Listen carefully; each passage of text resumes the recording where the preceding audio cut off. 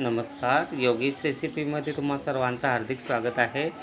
आज आपण बनवणार आहोत खानदेशी पद्धतीच्या बिबड्या। हे आपण तयार झालेले आहे बिबड्या, त्याचा हा व्हिडिओ टाकलेला आहे।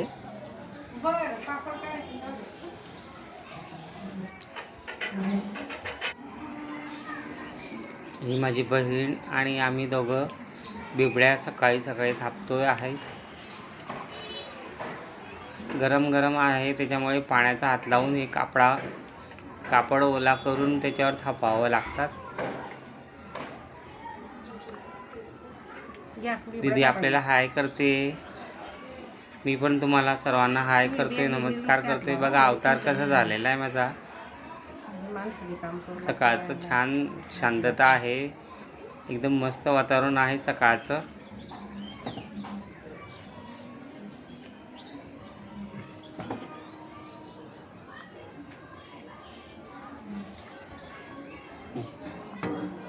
जळगाव खानदेश स्पेशल बिबडी। या बिबड्या तयार करायला खूप मेहनत लागते।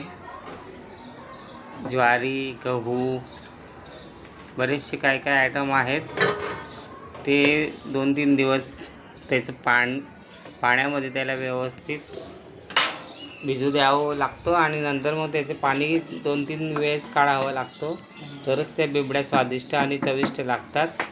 नाहीतर त्याचा थोडाफार मग असा कुजट वास येतो। तसं होऊ न देता आपण स्वच्छ पाण्याने धुवून व्यवस्थित करून ठेवतो आपण त्याला। हा साबुदाणा पण घेतला आहे, या सुक्या मिरच्या घेतलेल्या आहे आपण। आता मिक्सरमध्ये वाटून घेणार आहोत।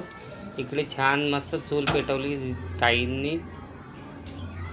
तिखट, बडीशोप, तीळ, मीठ आणि अद्रक लसूणची पेस्ट टाकलेली आहे आपण त्याच्यात। जर अद्रक आवडत नसेल तर स्किप करू शकतात। हे गरम पाणी ठेवलेलं आहे, जास्तीचं पाणी झालं असेल तर आपण एका वेगळ्या भांड्यामध्ये ते काढू शकतो। अगोदर ताईंनी तिखट टाकलं, त्याच्यामध्ये पाणी उकळलं होतं, त्याच्यामध्ये तिखट टाकलेलं आहे। आता लसूणची पेस्ट टाकलेली आहे। जसं तुम्हाला तिखट वगैरे चवीला जसं पाहिजे त्या हिशोबाने तुम्ही कमी जास्त करून टाकू शकता। त्याच्यामध्ये बडीशोप टाकलेली आहे, मीठ टाकताय आहे त्याच्यामध्ये। आता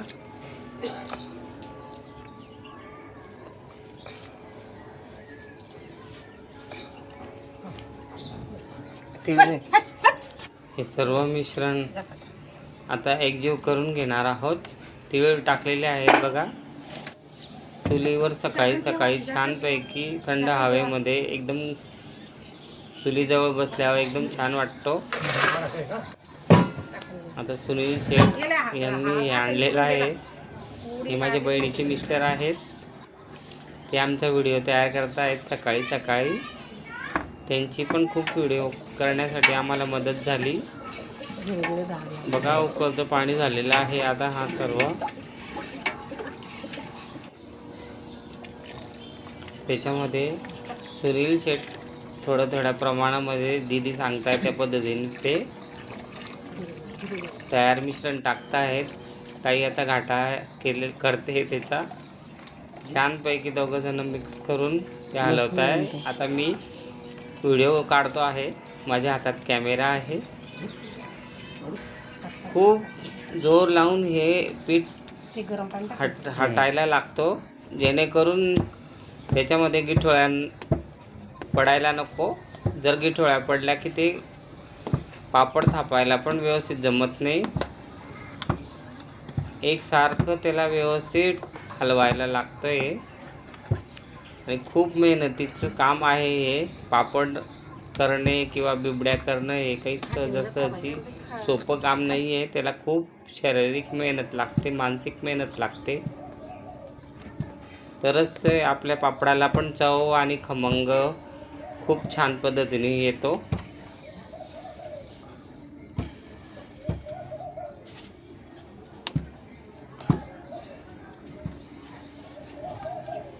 हे बिबड्याचं पीठ जास्त फुलतो, त्याच्यासाठी आपण वेगळ्या वेगळ्या पद्धतीने जास्त जर तुमच्याकडे पीठ असेल तर 2 वेळेस पण तुम्ही करू शकतात. जर पातेलं खूप मोठं असलं तर तुम्ही एका वेळेस पण करू शकतात.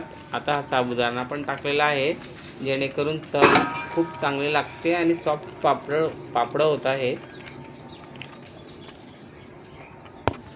साबुदाणा भिजवून घेतलेला होता आपण. बघा अशा पद्धतीने पापड थापायला सुरुवात केली ताईंनी.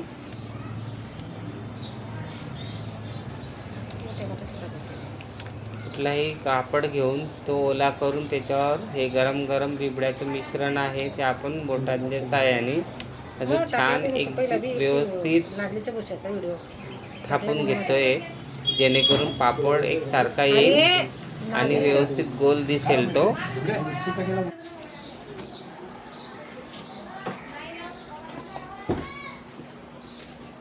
बघा